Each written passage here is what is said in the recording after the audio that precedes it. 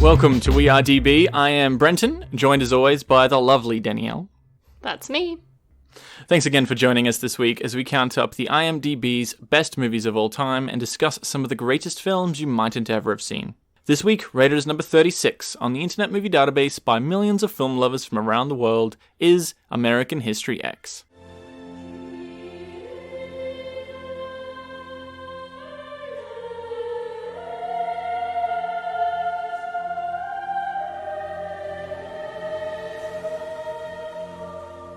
Released in 1998, starring Edward Norton as the lead, American History X is a crime drama set around the neo-Nazi movement in modern-day Los Angeles. Based loosely on the life of Frank Mielik, the film is written by David McKenna and directed by Tom Kay. Now, I haven't really heard of anything else that these guys have written. I looked at their filmography, and this is pretty much like the most notable thing that they've really done, which is kind of surprising. Maybe they just had a message that they really wanted to put out there, so they wrote this. Did they get any Academy Awards?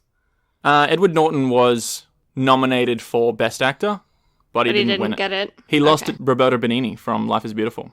Fair. Yeah, Edward Norton's been nominated 3 times and he hasn't won. Can I just say, there's a lot of damn good movies in the 90s. Like, we've done... This is episode 36, and 19 of them have been from the 90s. That's a lot. That is a lot. It's a very high percentage, so that's really saying something. And we've spoken about the 90s before, particularly on the Green Mile episode and Saving Private Ryan. So the budget on this was $20 million, and the worldwide gross was $23.9 million, so they barely made their money back. So I think it's become a lot more popular as a cult classic than it did at initial release. I can see that. It was a bit... Honestly, it's kind of obscure subject matter. It is. And it was kind of semi-artistic. So, like, initially we were... When it opened, I'm like, is this how it's going to be the whole time? It's like slow motion birds on the beach. It's black and white. There's like this orchestral music. Yeah. A lot of people would look at that and be like, what am I watching? Yeah. Yeah. So, I think I can kind of understand why that happened. I just wanted to say before we get into this that this will probably be a bit of a touchy episode around the subject matter. And obviously we don't mean to offend if we aren't entirely politically correct or we use the wrong terms. So just a blanket out there. Yeah, or we don't articulate properly. We're just trying to be sincere and have an actual discussion about the movie because this movie actually brings up interesting discussions. It has a lot to say. It really does. It's very political. So for those who don't actually know what this is about, because I had no idea. Yeah, I had a rough idea only because I've seen the trailer, but yeah, I didn't really know what I was getting into. It focuses on Ed Norton's character, who was a skinhead Nazi gang member in Venice Beach, LA, and him trying to steer his younger brother away from following in his footsteps is pretty much the plot. So there's a lot of racial slurs and racist language, and interesting discussions come up just because Derek's character, so Ed Norton's character, is a very, very intelligent person. And I could imagine if you met him in real life, it would be very hard to argue with him. Yeah, that's what you said, because he seems to know a lot of background, a lot of statistics. He supports his arguments with facts. Yeah, he can debate very well, and that could be really frustrating because he's pushing such a controversial and racist agenda. So I think the actual guy that this is loosely based on was also a skinhead who was a white supremacist. He went to prison for 3 years for a very similar crime, and he had a black cellmate who he befriended, and he basically changed his ways while he was in prison, and then when he came out, he had completely changed. So that's the part that's based on truth. I don't think the whole brother storyline and stuff, I think that's just all the screenplay. It's not saying that it's a true story. It's not claiming to be, but it was inspired by true events. Okay.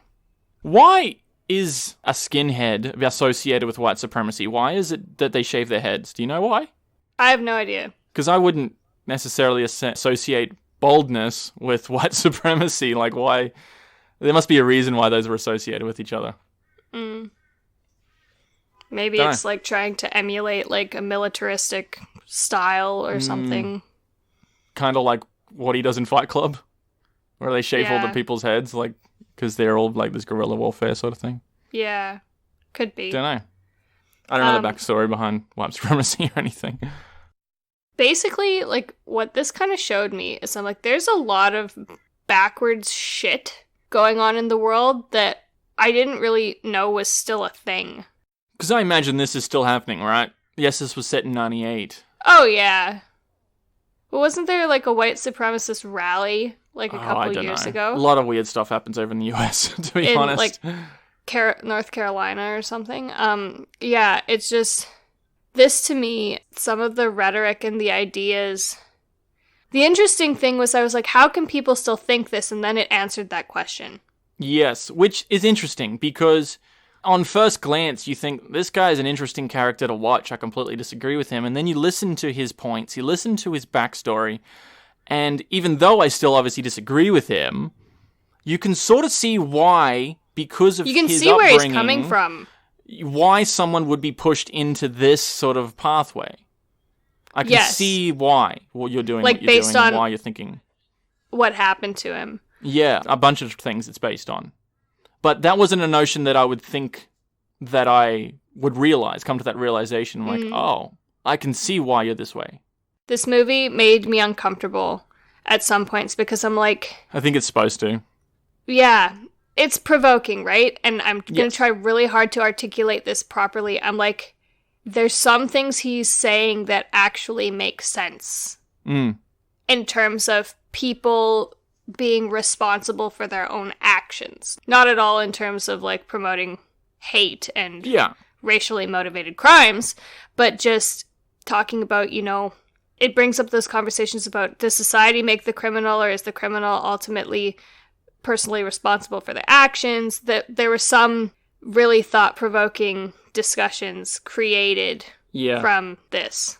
And I find those are very interesting discussions just to sit there and watch, because I like listening to heated debates. If you are very well articulated, which some of these people really are, you can express your point very well. And I'm all for listening to a good debate about people who know why they stand for what they stand for. And it's not just based around peer pressure or anything like that. I don't really know why I believe this. I was just told it or read something on the internet. That's a silly reason for being passionate about something. You know what I mean? Well, and even if I think you're totally wrong, I can at least have a little bit of respect for you in that you're not just being a sheep. Yeah. You know what I mean? And you've taken the time to educate yourself. Like, I'm like, I think you're a fucking idiot, but, well, like, kudos to you for at least doing the homework. I have a lot of respect for the character for actually being willing to reassess his values. Because some of these people, the extremists of any group, are not really willing to do that. They're closed-minded. Yeah. What I really saw, so you start to see it when he's in prison. There's kind of two things that happen that really change his mind and get him moving in the direction of maybe, especially in this case, it's blacks. Maybe black people aren't so bad. Two of those things were that he's seeing things from the perspective of those inmates when he's talking to his shift buddy there in the laundry room about, so what are you in for? I like that guy. You know? Yeah, he's really funny. Cool. So you get to see, like, oh, there are actually systematic injustices. This guy got 6 years for stealing a TV and dropping it on someone's foot. I got 3 years for killing 2 people. The only difference between us is that he's black and I'm white. And the second thing, which I thought was really important, is that with the other skinheads who were in prison with him, they didn't believe in their values at all. They didn't have any sort of justification for the way they were thinking. They just didn't like people who weren't white, yet they were willing to manipulate the system even if it went against their supposed values. In particular, he was talking about, he didn't care. He took it from the Hispanics to deal it out to his own people. You know what I mean? So he's seeing, oh my God, these people who I'm associating with, they don't actually get it. They don't actually believe in it. It's just an excuse for them. Yeah, that was a strong character arc. Yeah. For Derek, he actually did believe in what he was preaching, but I think he realized that a lot of the people who he was rallying around him were just really incompetent and stupid. Which is what I was saying about I have more respect for him because he's able to know why he's thinking these ways and he's not just a sheep. If you're going to follow an ideology, I'm going to respect you a whole lot more if you understand everything about it and are willing to question it. You know what I mean? And you're willing to find the flaws in it and make it better, whatever it is, than if you're willing to just blindly follow it. I think the fact that he changed his character by the end really shows a lot about who he is. Yeah. I was just saying, like, even as racist and backwards as he actually thinks, he makes some points and it's easy to see why he would be angry. It's not necessarily that they're good points, they're just well-educated points. Yeah, because he was talking about how white people shouldn't be afraid to walk around without getting jacked by black gangs. I can see why that would make you angry. Now, that's that you could just be doing your own thing, and you get caught up in a race war because that's fucking been happening in LA for decades. Or he's talking about how so much money gets put on illegal immigrants. That would probably make someone angry as well. He was talking about that Korean grocery store. That could make people pissed off. I can see why you would think that way. I mean, you don't have to make those actions. It's very brutal actions. Yeah, and that's the thing. Is that's the difference between, you know, and an extremist. He even says that. You know, he even says that at least I understand the laws I'm breaking or something like that, and at least I respect the authority of the police, even if I break the laws or something, which was like, at the first glance, you're like, that doesn't make any sense. But I kind of get what he's saying. Like, he's saying some people vandalize and criminalize just because they can, whereas he's doing it for a very specific purpose. And I'm not saying I agree with that. I don't think it makes it better. No, but I'm just saying, like, he at least really knows what his cause is. Yeah. Instead of just being, like, just destruction for the sake of it. You know? Yeah. I want to make it clear that I'm not condoning this behavior. I'm just, I can see where he's coming from. Yeah. I think he's a very interesting character. He's got many levels. He's very compelling. And I think it makes it very enjoyable to watch. Just because I'm very interested in this. Very well written and very well acted. Yeah. Yeah. Derek Vineyard, yeah. Can I ask something? Yes. We can take it out if it's too... Is it so bad to say the word nigger? Now, I completely understand that it's obviously a derogatory term towards African Americans, and it has a long history, and it really has a weight behind it. But I'm thinking back to the tour of Green Book, who won Best Picture last year, right? Viggo Mortensen was basically said in that tour, he said the quote, "No one uses the word nigger anymore." And everyone lost their minds because he said the N-word, and you never say the N-word. It's a swear word. No one's allowed to say it. And that kind of reminds me of like Harry Potter, where everyone's just talking about Voldemort. And Harry is the only one who's not like afraid of it. And I don't think the word nigger should be something that's afraid of. And I don't think that he should have apologized for that because there was no heat behind it. There was no real actual meaning behind it. He was raising a question. So the issue, he didn't say it with the intention of using it as a slur. No. He was using it as a noun and talking about the use of the word. Exactly the same as me using the word right now. I'm just using it as a word. And if ever I hear anyone use that word with intent, I get on them right now and say, you don't say that word. Any word with intent. It's a horrible word, right? No. But it's like saying, oh, you can't say the word fuck. That's not the same thing, I don't think, because that doesn't have the weight behind it, right? If a whole group of people got offended by the word apple, right, and you use the word apple to try to offend these people, then yes, you're a piece of shit for doing that because you're trying to piss people off, right? I'm not allowed to say what other people get offended by. That's their cause. My take on the word doesn't override their experiences. I get that. But if I were to say the sentence, the word nigger is a derogatory term towards African Americans, that's just a statement. There's no intent there. That's me just saying the word. And this is obviously coming from a white Australian male who doesn't really have many interactions between Americans or African Americans. I never grew up with that sort of intent behind it. The only like sort of interaction I had with it was hip hop and Tarantino movies. So it was seen as this cool thing that you sort of said to each other. That was sort of, obviously Tarantino movies isn't a good influence, but you know what I mean? Like, I don't have that background, and I don't understand why there's such a weight around using it without intent. Does that make sense? I think without intent is the point. It's hard. It is difficult. Like, just because you didn't intend it in a derogatory way doesn't mean that somebody's not going to take it that way.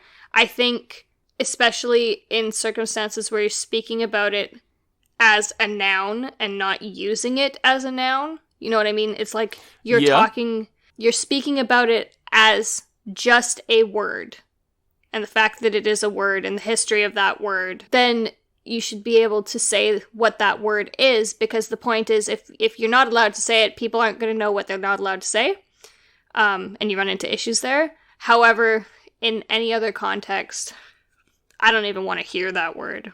You know what I mean? Yes, because most of the time there is intent behind it. Yes. So I just think there should be some exceptions to the rule. Like, are you allowed to quote someone who said the word nigger? Obviously, even if they have the intent, you obviously aren't if you're saying this person said this, and this is what they mean by that. Like, if you try to take an academic approach to it and actually, like, try and break down... That, honestly, I would put the little asterisks in there. Instead of the letter I? Yeah. In an academic setting, I would not write swear words. If I did, I would asterisk them out and then apply a footnote saying, this is this. Refers to this. Yeah, okay. Yeah. Because then it's not blatantly in your face. People get the point without having to have their eyeballs assaulted with this word all the time. Yeah, okay. But it still gets the point across. Yeah. And I agree with you that a word is a word, and we should be able to talk about the word as a word. However, I don't know that we should necessarily always be able to use the word in its proper context, those kinds of words. Yes. And if more people started to use it, then it would devalue it. Unless it's for an educational purpose. Because we did some cultural sensitivity training that looked at derogatory terms that have been historically used towards Australian Aboriginal people. And there was a lot of words where I'm like, where did that come from? Yeah, like, what's I've the origins never heard of this that word? before. Well, and that's the point, is that we should understand the origins, because Yes. understanding facilitates learning. You know what I mean? When you understand the origin of something, you understand why it was initially used and why it shouldn't be used anymore, because you can see the link of why it isn't relevant. Whereas if you just say, you're not allowed to say this word. Well, why? Well, you're just not. I'm very big at looking at the origins of words and how you actually meant to pronounce them, what's the meaning behind it, why do people say certain sayings?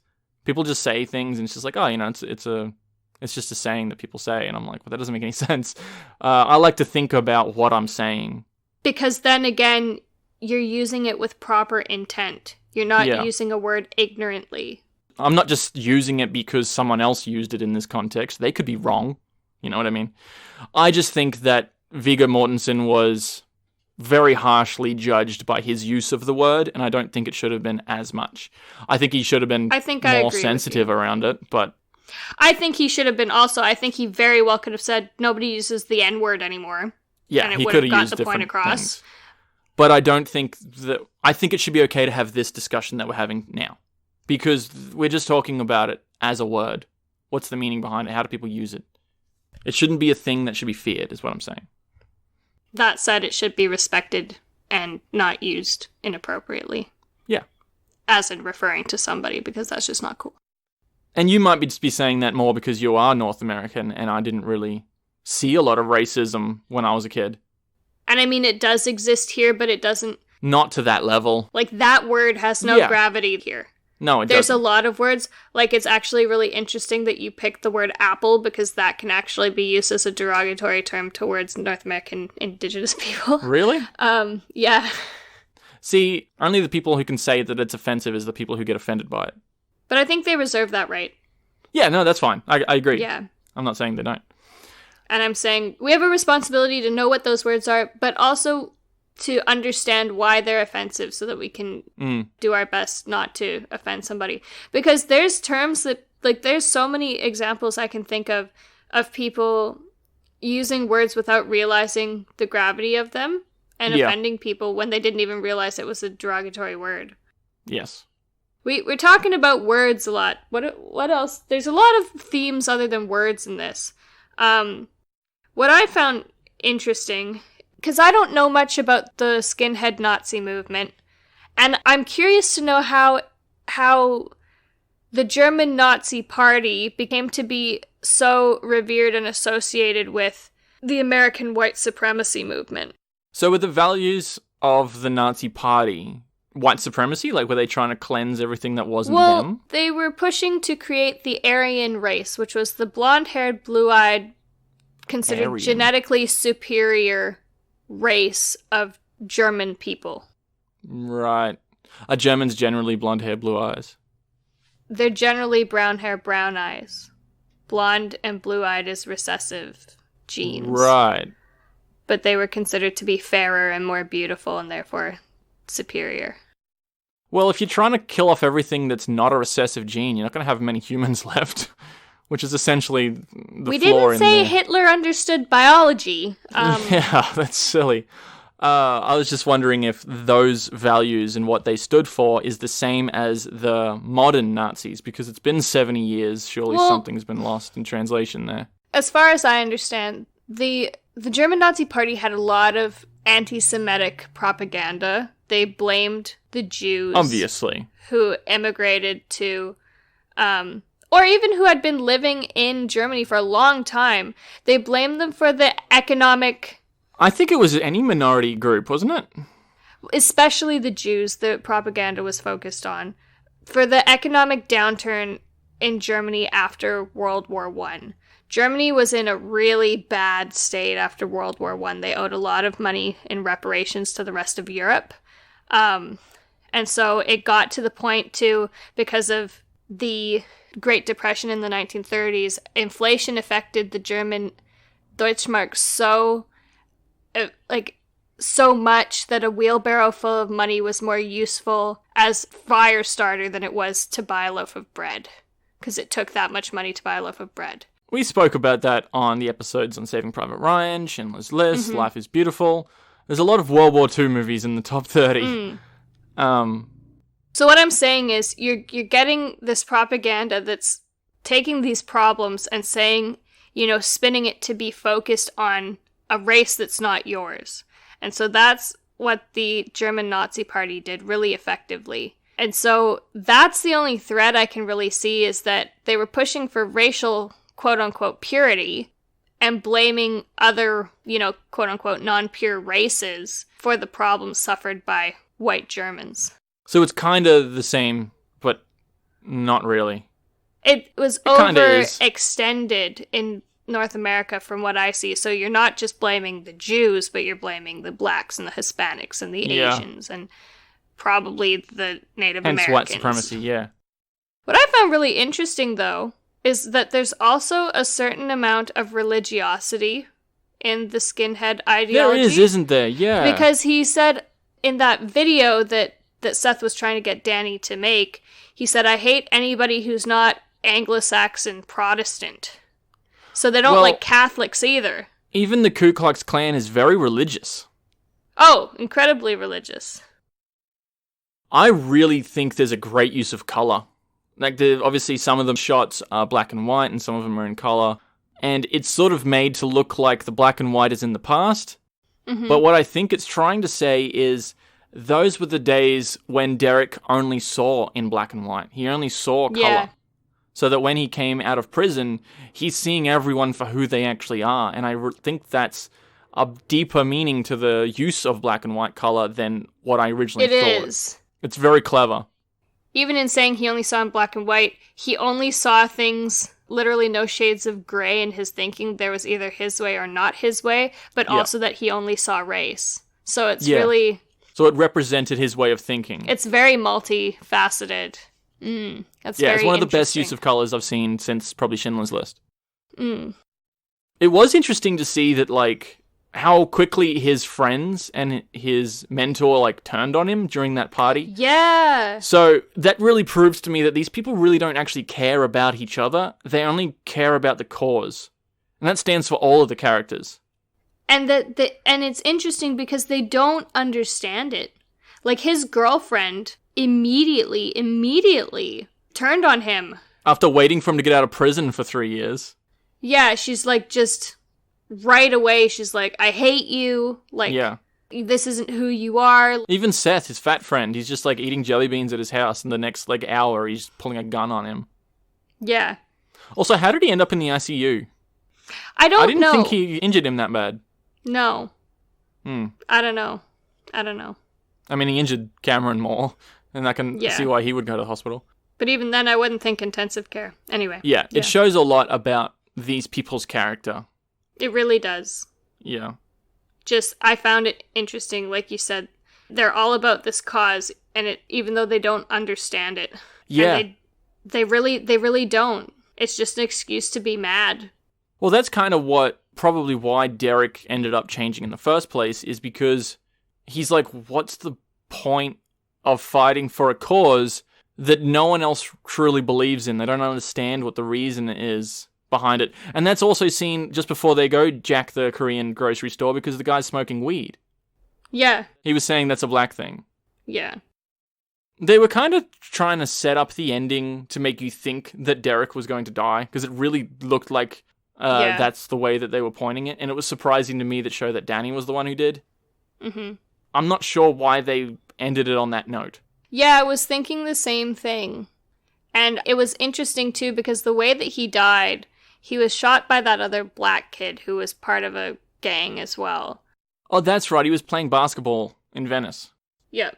So do you think the gang put him up to it because of who his brother is?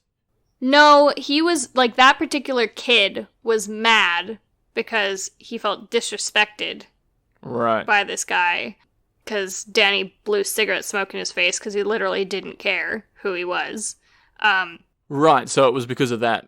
Yeah, and then it was perpetuated by the fact that, like, as far as I understand in gang culture, like, you don't disrespect people. You know what I mean? It's such a shame that such little things can keep perpetually pushing through this gang wars or these race wars. It's just stupid. It is, yeah. You killed somebody, and you could see in the face of that kid, he's like, holy shit. Yeah. Like, he's like, he didn't understand what was actually going to happen, you know? You could see that in his face, and he's like, oh, fuck. You can see how these things get really escalated, because one of them blows smoke in his face, the other one shoots him, the other one has, like, a gang member who comes back and he does a drive-by. You can see how these things just get escalated from something so stupid. It is. It's so silly. Yeah. It was a really interesting movie. It sparked a lot of interesting discussions. I think I liked it for what it was, but I'll never see it again. It was definitely more engaging than I thought it was going to be, because I looked at this, I'm like, I don't want to watch this. This seems heavy and, like, sad. I thought it would be more violent and brutal. I mean, parts of it are, particularly the whole curb stomping scene. Also, he said, like, his head split open, and that would really fuck your teeth up and your jaw, but would that kill you? It's not a pretty scene, and that's the point. It's meant to make you feel uncomfortable. It was more engaging than I expected it to be, which was, again, here I go saying again, a pleasant surprise. No, this one was different. This one was a hard hitter. Worth a watch, I think. Really thought-provoking.